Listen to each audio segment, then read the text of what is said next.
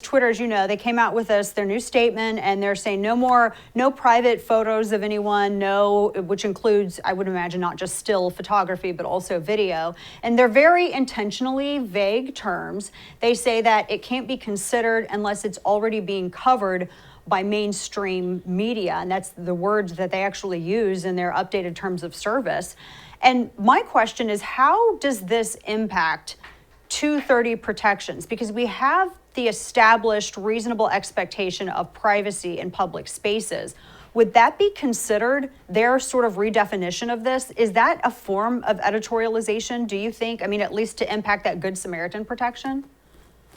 Well, great to join you again, Dana. Look, I think you nailed it once again. I mean, look, you already have journalistic organizations, including the General Counsel for the National Press Photographers Association, saying that this new Twitter policy, in their words, will be undermining the ability to report newsworthy events. And when we had Twitter and social media, they used to come out and say, look, we represent the free speech wing of the free speech party. And the power of these organizations, these networks, was you could get around the traditional media gatekeepers and take your message directly to the people. And, those days are over. And I think what this policy is just another way for Twitter to exert more control over what they're going to censor. And unfortunately, Section 230 allows exactly this kind of behavior, no matter what they call it. So really, the only path forward at this point is to reform Section 230 and then to go beyond Section 230 and impose some sort of core anti-discrimination obligations on these social media platforms.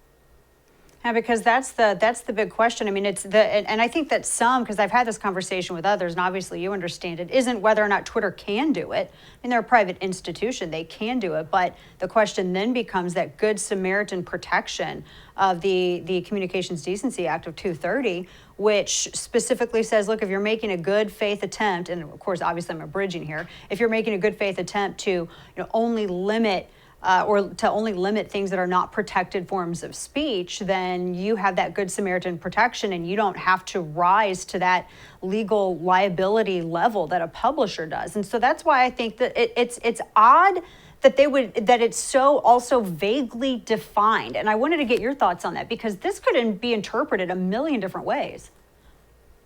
Yeah, I think the vagueness is a feature, not a bug. Because again, what they can do with this vague standard is they can pick and choose. Do I want to censor this video or do I not? I mean, look, we have videos of Kenosha, of George Floyd. Massively news-breaking events are covered with videos that are going to have people in the background that haven't consented. And so through this policy now, they can shut down one of those videos that they don't like the narrative to. And I think that's just highly, highly dangerous. And again, I think all of this goes to show that we need regulation at this point. We don't want to go overboard. We don't want a big government solution.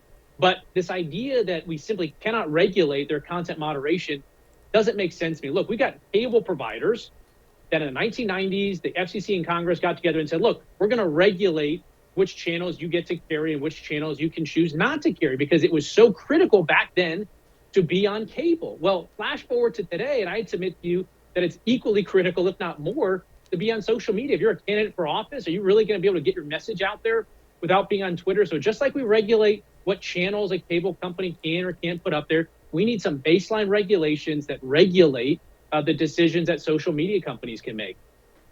And that's kind of the $1 million question too. It's at what point does a private company become a public utility? It's a good question. Look, to me, at the end of the day, part of the challenge here is there's reports that the Biden administration has been coordinating directly with social media companies over takedown decisions. And that's a whole other line of basically First Amendment cases that says if there's that deep coordination, if the private actor is effectively an agent of the government, then they're effectively the government, meaning the First Amendment is going to apply to their behaviors. That's another reason why you could potentially argue that we need some regulation here. Yeah, especially when you look at, and I always go back to that example, I think this was almost like a year ago now, or getting close to it, with the situation with Parler, when it was not just, it was Twitter and then Amazon Web Services. Very interestingly, after Twitter had signed a contract with Amazon Web Services to get the exact same sort of service to provide, to basic distribution is the best way I can put it. The same way that Amazon Web Services was working with hosting Parler, and then all of a sudden Parler was shut out of the game by Amazon Web Services, and all kinds of other payment facilitators and everyone else shut Parler out.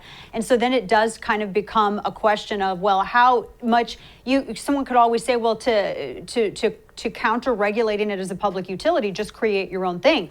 But when all of the other players in the game are on the same side and they can run you out of that public sphere, you can't.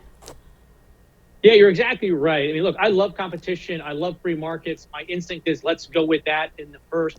But what we're seeing here, to your point, is different. When you have a competitor that starts up, whether it's Parler or otherwise, they get deplatformed. And so that's the challenge. And competition is great. I'd love to see more competition here. But we're at the point where we need more regulation. And again, I'm a little distrustful of big government, to put it mildly. But we can put some common sense, basic guardrails in place, some anti-discrimination rules. We have it in the civil rights context. We have rules that apply to cable providers. When we have net neutrality rules in place, those are restrictions on what ISPs, internet providers, can choose to carry or not. We need to take those same concepts and apply them to large technology companies. And I think this decision by Twitter reinforces it, because obviously market forces aren't working. People have asked for some basic things. Well, one, we want an edit button on Twitter. We're still waiting for that. But two, we want some clarity around content moderation and less censorship, not more. And Twitter's response is, you're not getting the edit button, but you're going to get more censorship. And so I think this is only going to end when we get some common sense government regulation here.